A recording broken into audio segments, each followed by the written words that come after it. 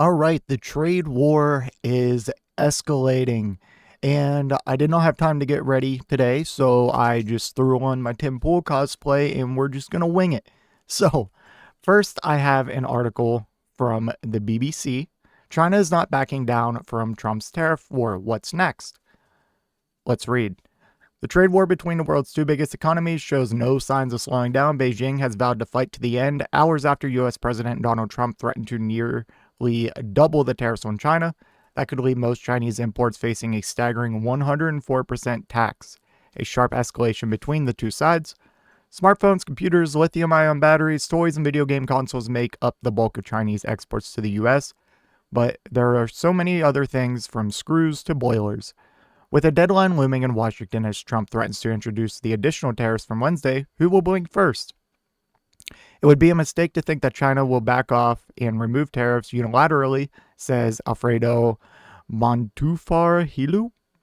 Probably completely butchered that. A senior advisor to the China Center at the Conference Board think tank. Not only would it make China look weak, but would also give leverage to the U.S. to ask for more. We've now reached an impasse that will likely lead to long-term economic pain. Global markets have slumped since last week when Trump's tariffs, which target almost every other country, began coming into effect. Asian stocks, which saw their worst drop in decades on Monday after the Trump administration didn't waver, recovered slightly on Tuesday. Meanwhile, China has hit back with the tit-for-tat levies, 34%, and Trump warned that he would retaliate with an additional 50% tariff if Beijing doesn't back down. Uncertainty is high, with more tariffs ranging from 40% set to kick in on Wednesday. Many of these would hit Asian economies. Tariffs on China would rise to 54%, and those on Vietnam and Cambodia would soar to 46% and 49% respectively. Experts are worried that the speed at which this is happening, leaving governments, businesses, and investors little time to adjust or prepare for a remarkably different global economy. So, by the way, I think I've concluded that maybe this has been obvious, but I don't know what else to think besides that we are preparing for war with China. There's just no other way I can rationalize this. We are trying to reduce our dependence on China pretty much entirely with these broad across-the-board tariffs.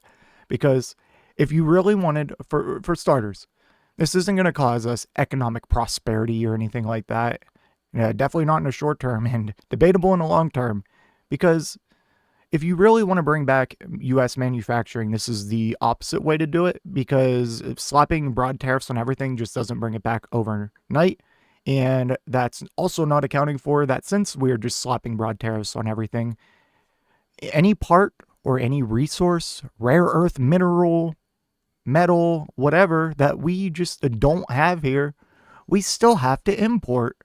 So yeah, that, like, I don't even know, man. It's just, this isn't how you bring back manufacturing. And the second thing is, I don't think this article mentions it, but Vietnam basically came to the table and they're like, hey, listen, we'll drop all tariffs if you drop all yours.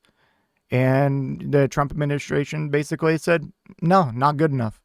And basically citing the kind of the tariff dodging that China does by sourcing their manufacturing through them, because at the time we didn't have any tariffs on Vietnam.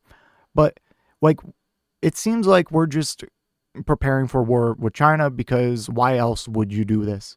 And it's just even more questionable because we've put tariffs on Taiwan. I don't know, as I talk about loud, maybe I don't know. This is also perplexing because, like I said, tariffs don't just instantly bring back U.S. manufacturing. The Trump administration doesn't seem willing to accept zero tariffs. They did cite that they were like with the EU, I think it's like, yeah, we're not dropping tariffs. Like we want the trade deficit to be gone. It's like, okay, that's not how it works. The fact that we're such a huge economy and such a consumer economy and such a powerhouse in that regard, obviously we're going to have a trade deficit with like everyone in the world. And that's not a bad thing. That's not an indicator of economic health. It's actually a really good thing for us because that's just how freaking wealthy we are. Sorry that Madagascar can't import the same that we import from them. Sorry that freaking South Sudan can't import. Like, what are we doing? What are we doing? This doesn't make sense. It doesn't make sense. If you want to genuinely bring back manufacturing, you do something similar that Biden was doing through the CHIPS Act. You incentivize, you provide subsidies, whatever, to bring that manufacturing back. And then once you have that manufacturing, or once you are at least already in the process and the plan's laid out, then you strategically apply tariffs to the goods that you are manufacturing to incentivize buying American, because the entire point of a tariff is to raise prices. So all these tariffs, they are going to be paid by you and me, because that's how it goes. It's the companies aren't going to eat the cost of these tariffs. Are you crazy? And on top of all this, like, just there's so much damage that can't even be simply undone at this point. Because generally when prices rise, in which they will, and some have, in regards to these tariffs, like, once prices rise, they don't just normally come back down. That's just how it is, unfortunately, because companies are greedy, etc., etc. Anyways, how is China responding to the tariffs? China had responded to the first round of Trump tariffs with tit-for-tat levies on certain U.S. imports, export controls on rare metals, and an anti-monopoly investigation into U.S. firms, including Google.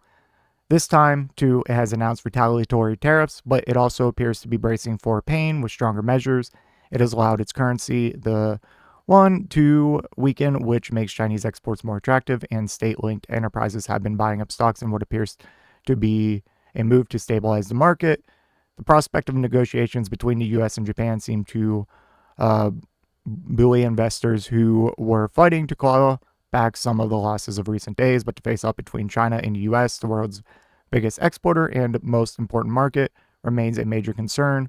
What we are seeing is a game of who can bear more pain. If we stop talking about any sense of gain, Mary Lovely, a U.S.-China trade expert at the Peterson Institute in Washington, D.C., told BBC's New Shore program. Despite its slowing economy, China may very well be willing to endure the pain, avoid capitulating to what they believe is U.S. aggression, she added. Shaken by a prolonged property market crisis and rising unemployment, Chinese people are just not spending enough. Indebted local governments have also been struggling to increase investments or expand the social safety net. And by the way, like, this all applies to us, by the way. Our economy is going to definitely probably enter a recession. I think most predictors have it at like a 60% chance now. And this isn't going to spur some big American investment or American manufacturing boom. People aren't going to have money to buy shit. We're already hearing about layoffs as a result of the tariffs. Like, this is crippling. This, like I said, this isn't how you cause economic prosperity or some manufacturing boom. That is something that requires years of preparation, planning, and actual action. There is no plan for Trump and his administration to bring back manufacturing. There is no deals or subsidies, incentives, actual plan for bringing these industries back. The only thing they are assuming is they will come back to avoid tariffs. That's their only assumption. And again, even if they do, that takes years. That takes years to get those plants rebuilt. And even our infrastructure alone can't even handle this kind of manufacturing boom. Our infrastructure is terrible. It gets a C minus. Oh my goodness. And like, we're isolating all of our allies. We're isolating Taiwan.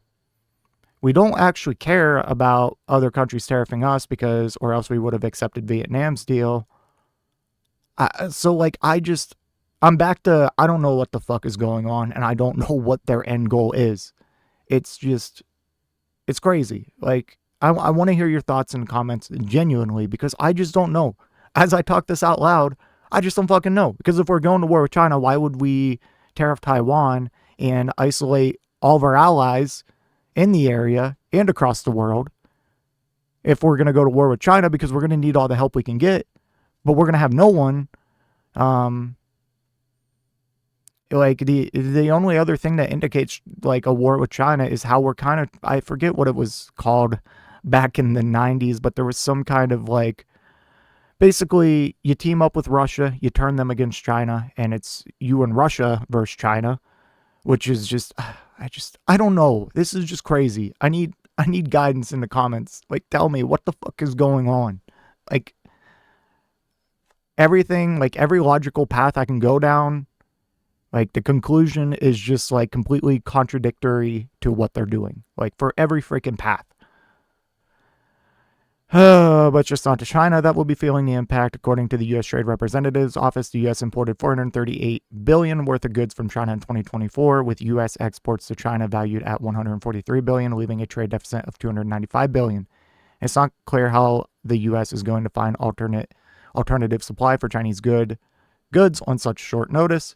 Yeah, because again, like, we can't like go to our allies because we basically turned them all against us and antagonize them and tariff them to shit too. Taxes on physical goods aside, both countries are economically intertwined in a lot of ways. There's massive amounts of investment both ways, a lot of digital trade and data flows, says Deborah Elms, head of trade policy at the Henrik Foundation in Singapore. You can only tariff so much for so long, but there are other ways both countries can hit each other. So you might say it can't possibly get worse, but there are many ways in which it can. The rest of the world is watching too to see where Chinese exports shut out the U.S. market will go. They will end up in other markets such as those in Southeast Asia. Miss Elms adds, and these places are dealing with their own tariffs and having to think about where else can we sell our products. So we are in a very different universe, one that is really murky. And I don't know if we directly covered this, but it came out the other day that China, South Korea, and Japan, like historical adversaries all around, they're basically getting together, and it's like, yeah, we're gonna come together and we're gonna respond to these tariffs together. So the other thing is the entire world just might abandon us entirely and go to China, and that's like what Trump's fears are, but he's the one pushing it. Like, between, like, we're isolating all of our allies, we're giving up all of our soft power around the world via cuts to U.S. aid. Like, is Trump a Chinese puppet? Like, is he trying to hand the entire world to China? Like, I don't know. But I feel like if we keep going down this path, we are not going to come out on top, especially since we've isolated ourselves from everyone, leaving the door wide open for China to take our place as the world dominant superpower and the world influencer. China has a wide toolkit for retaliation, he adds, such as depreciating their currency further or clamping down on U.S. firms. I think the question is how restrained would they be? There's retaliation to save face, and there's pulling out the whole arsenal. It's not clear if China wants to go down that path. It just might. Some experts believe the U.S. and China may engage in private talks. Trump is yet to speak to Xi since returning to the White House, although Beijing has repeatedly signaled its willingness to talk, but others are less hopeful. I think the U.S. is overplaying its hand. Ms. Helm says she is skeptical of Trump's belief that the U.S. market is so lucrative that China or any country will eventually bend. How would this end? No one knows, she says. I'm really concerned about the speed and escalation in the future is much more challenging, and the risks are just so high. So yeah, I know it's kind of all over the place. That's because my thoughts are all over the place on this. Like, I'm just freaking confused, man. I don't know what to do. I don't know what to do. Anyways, let me know what you think in the comment section down below, and I will see you in the next one. If you made it to this point in the video, I just want to give a special thank you. If you enjoyed it, please hit that like button down below, and if you really enjoyed it, maybe consider hitting that subscribe button while you're down there. I want to hear your thoughts in the comment section. I will try to reply to any and all comments that I can. Until next time, watch that video on screen.